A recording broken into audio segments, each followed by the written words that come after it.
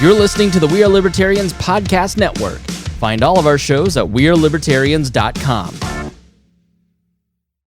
Are you a diehard comic book collector? Or maybe a lapsed fan? Maybe even someone who has never picked up a comic book in their life. Hi, I'm Remso Martinez. And I'm Mark Claire. Every single Wednesday at the Second Print Comics podcast, Remso and I take a deep dive into the storylines, character arcs, moments, and events that made us the fans we are today. Tune in every Wednesday for new episodes available on iTunes, Stitcher, Google Play, and wherever else podcasts are available. Check out more from the Second Print Comics podcast at secondprintcomics.com.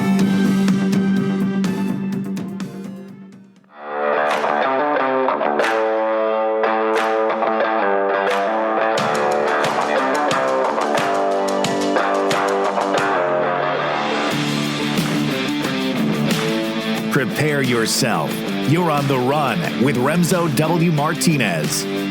So my fiance was in town for about a week, and the two of us decided, we're going to go out and we're just going to go ahead and have a whole lot of fun. I think I've done more driving across the state, or really just more long-distance driving in general the last week and a half than I have in a pretty long time, too. And I usually like to get out at least on Saturdays to go do something. I mean, for me, being here in the Midwest, being in Wisconsin, there's just so much to do. I know a lot of people are thinking, Wisconsin, the Midwest, is there much to do? Yes, there is a lot to do. And if you've been following me on Instagram at HeyRemso, you've been seeing all the weird, cool, and quirky places I've been visiting. But anyway, we went to the World's Fair, not just one day, but we went twice. We went 2 days in a row. We went last Thursday to go see Fluffy.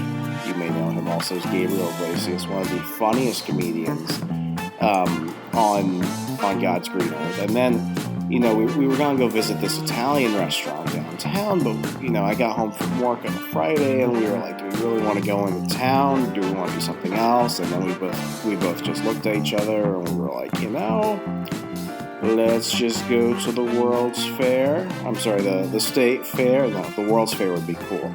I don't know. I don't even know if that's a thing anymore. Anyway, we went back to the Wisconsin State Fair. And I know what you're probably thinking it's just like a fair. No, the Wisconsin State Fair is like your local fair, but on crack. They had 8 different bands performing. They had little beer garden venues. They had so much stuff. And one of the things that really caught my eye there was the food. Now, fair food, let's really think about it, like fried Oreos, fried pickles, stuff like that. They of course had that, but they had other stuff too. Now, in Wisconsin, Friday fish fries are a thing. It's where you just fry up a bunch of cod or some haddock or whatever, and you serve it with a bunch of other stuff, and it's just delicious. Well, I had like a Friday fish fry meal, they called it, but it was basically like a cod egg roll with a whole bunch of lettuce and other stuff stuffed inside of it. So think of like an egg roll, but the egg roll itself is the fish, and everything else is just shoved in that you would typically have with your fish fry meal, and it was fantastic. And right before that, my fiance and I had these foot-long hot dogs. She got a macaroni and cheese hot dog, and I just got a giant sauerkraut covered hot dog, and that was awesome. Before that, we went ahead and tried the giant cream puffs, which are, I guess, a big thing here. And I'll be quite honest. I don't know if I'm committing a sin by saying this, but they were basic. I mean, they were just regular cream puffs. I don't know why I paid $9 for them. They were just all right. But you see, it doesn't need to taste great when you're just drinking the entire time. And I don't do a lot of public drinking, but I drank a lot.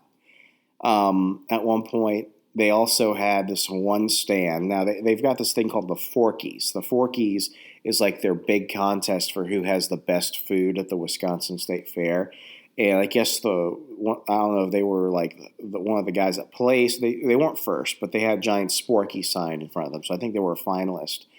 But anyway, this one stand was selling literally chicken in a waffle on a stick. Now, homeboy here, I love chicken and waffles. It's probably my favorite breakfast food ever because you've got the nice fried, light nature of the chicken, and you pair that up with a nice golden crispy waffle. You just pour a whole bunch of, I always went for blueberry syrup. You get some blueberry syrup on there, and then you get a little bit on your chicken because it's kind of naughty, but it's just so good. And then while you're at it, you got a whole serving of honey mustard there. And, if you're living life on the edge like me, take a bite of your waffle, take a bite of your chicken at the same time, but right before you do that, dunk both of them in the honey mustard, and it's just so good.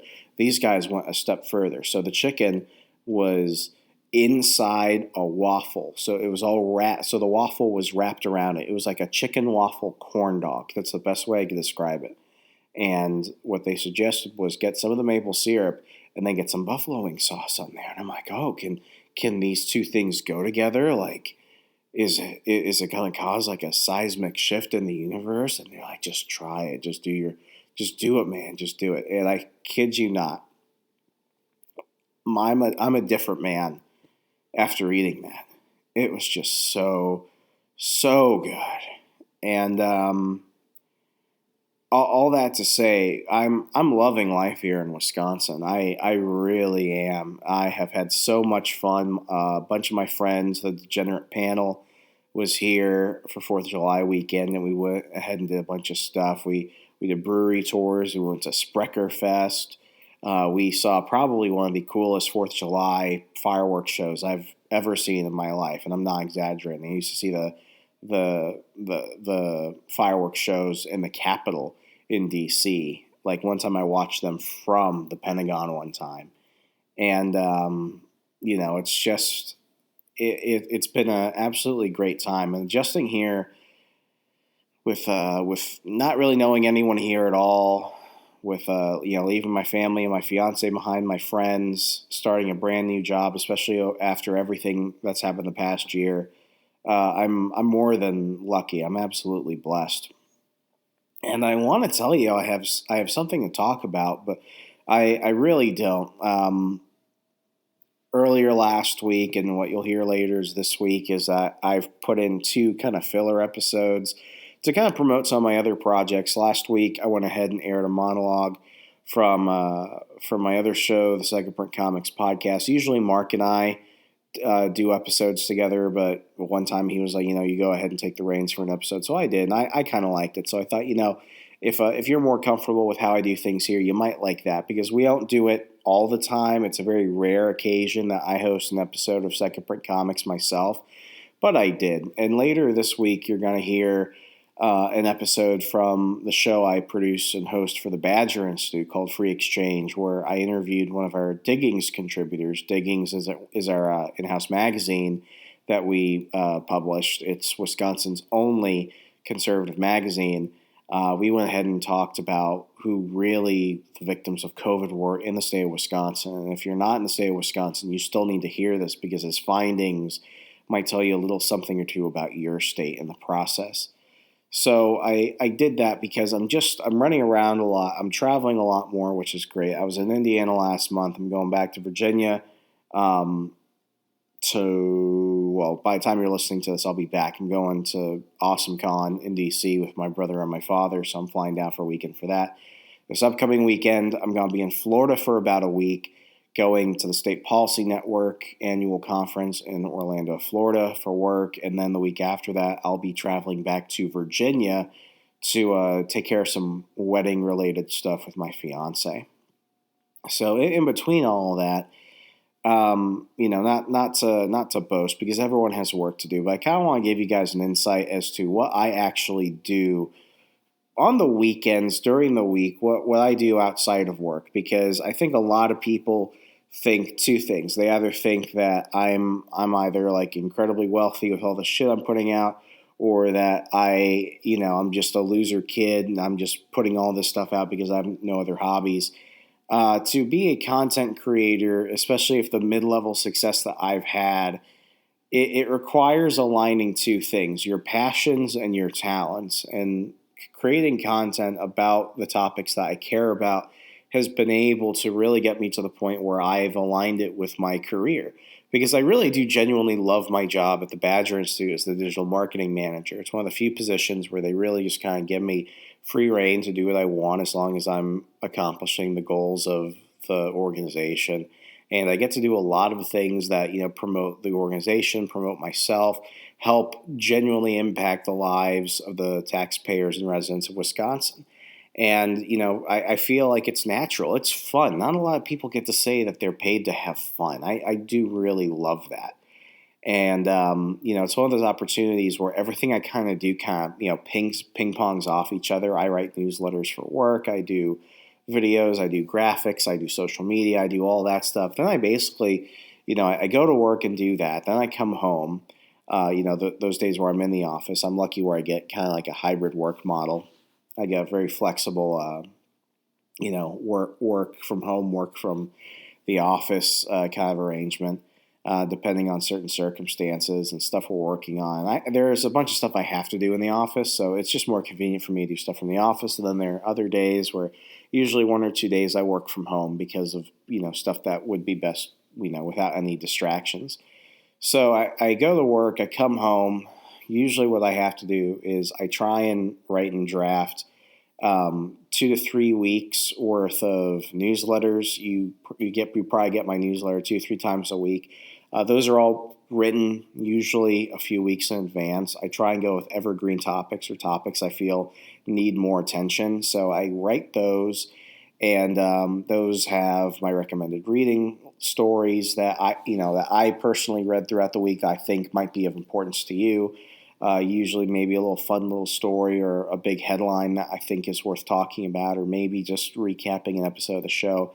Then I've got my affiliate links now. Some of you have wondered, are people are like Webull and Coinbase paying me to feature them so much in my newsletter? No, those are just affiliate links, but those are 2 links that if you've been reading my newsletters or been listening to episodes of the show or catching me elsewhere, you understand that I'm a big supporter of both those companies. So I think, you need to get into crypto. Where's the best place? I think it's Coinbase.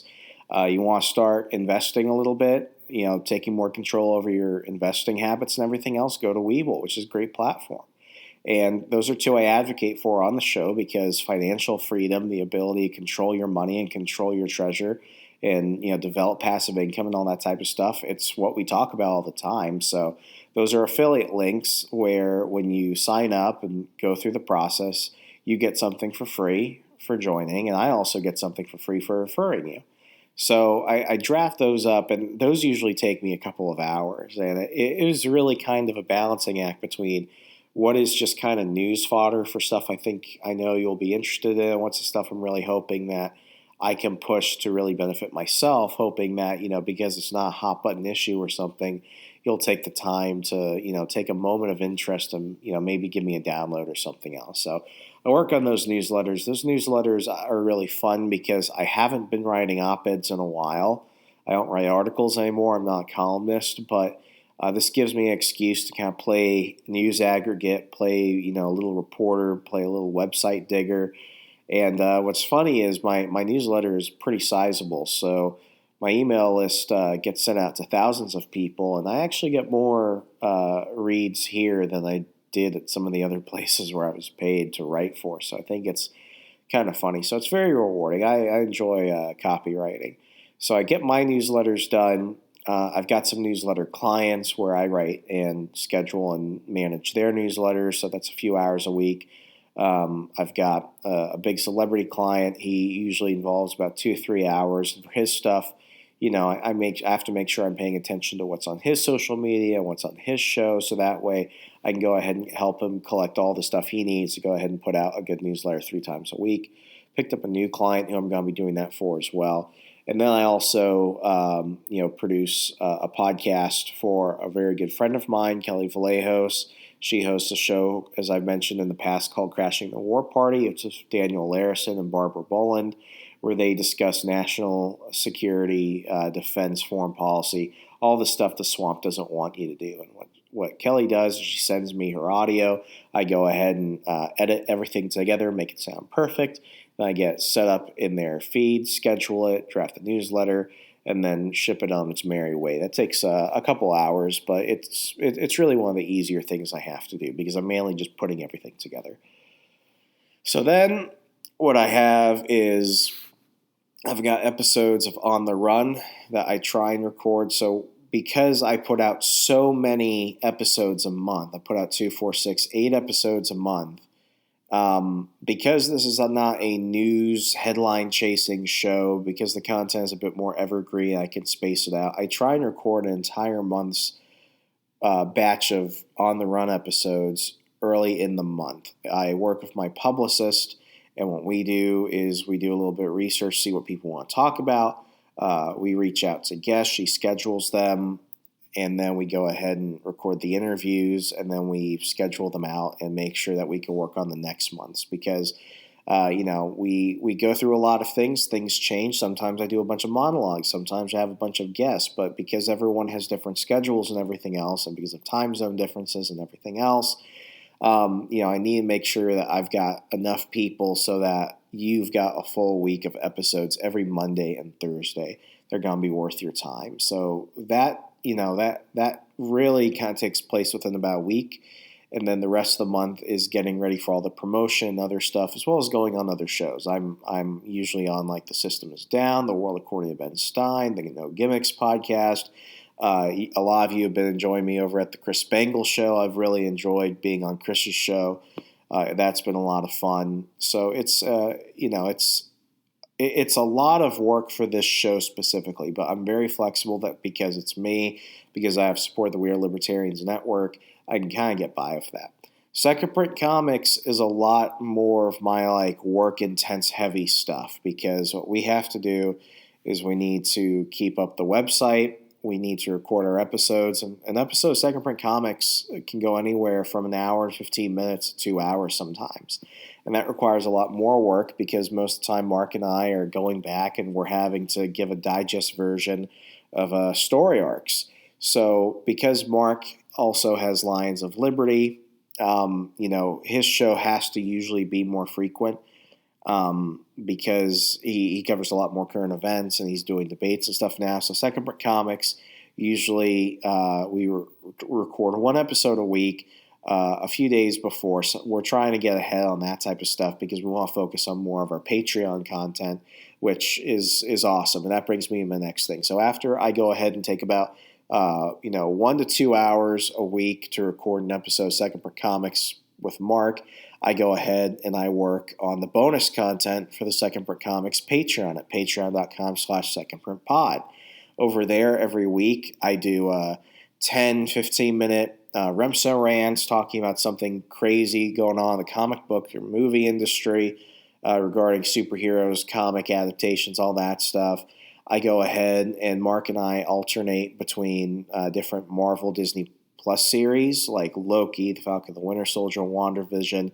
So recently we wrapped up Loki, and for that one, because everyone was moving around and everything else, Mark and I worked with Caleb Franz from Profiles of Liberty that you listen to here on the We Are Libertarians network, and our friend Dan Smots, and we all took turns taking over an episode recap of Loki. But before that, Caleb Franz and I did recaps for The Falcon and the Winter Soldier. And before that, Mark and Dan Smots from The System is Down. The System is Down. I'm sorry, Dan, if you're listening to this. I'm tired. I've been drinking 2 glasses of wine so far. And it's a bullshit episode, so you'll have to excuse me. But anyway, Mark and Dan did recaps of WandaVision. So we make sure that we always get those recaps out. They're usually 30 minutes to an hour. Right now, Caleb and I are coming back every week, and we're doing recaps of the new Marvel What If series. So Second Print Comics can take anywhere between 2 to 4 hours a week, depending on what we're doing. And Mark also does episodes. He does Tales from the Fuck It Pile. He does Claire Continues. So we've got the main show for Second Print Comics that comes out every Wednesday, and then we've got just tons and tons of bonus content over on our Patreon. So all in all, between everything I need to do for On the Run, everything I need to do for my newsletters, everything I need to do for my clients that I'm a copywriter for, everything I need to do for Second Print Comics, that adds on an extra 10 to 15 hours a week typically. And, that's not to say, oh, woe is me, I work so much. It really, it really provides me a lot of fun. And sometimes it's frustrating, but ultimately I'm seeing everything compounding. And, 2020 was a trial year for everybody. But for me, what it did was it made me more disciplined.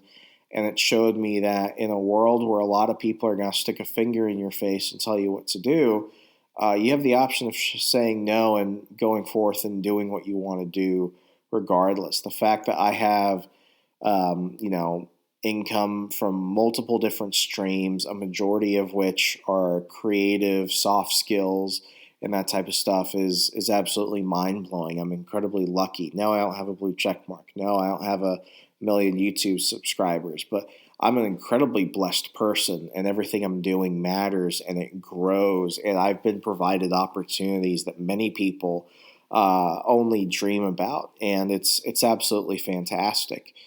And I really do want to thank you, because you all, especially those of you that have been listening to On the Run from the beginning, you've been there when I've been going through really great times and really tough times. And right now I'm just burned out because there's a lot of stuff outside of my control that, is taking time away from me, is taking money away from me, is taking my concentration away from me.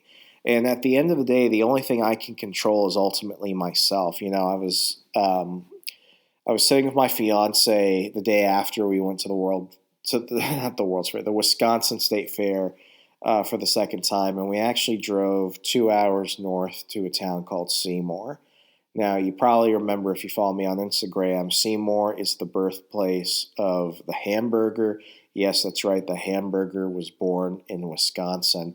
And for a few days a year, the town of Seymour puts on the world's largest hamburger festival. And remember, Seymour is only like 3,100 people. It's a small-ass town in the middle of Wisconsin.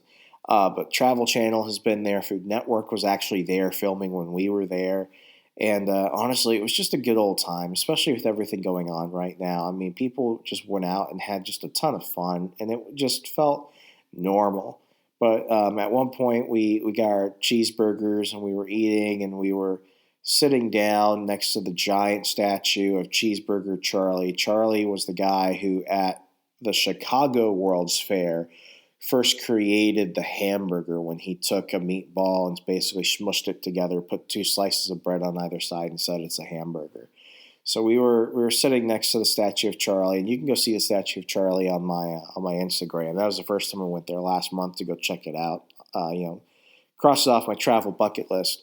And we were sitting down. You had a lot of people just kind of like swarming it. She's like, I really want to get a photo of us in front of Charlie. And I grabbed her hand. I looked at her. I'm like, well, don't be upset.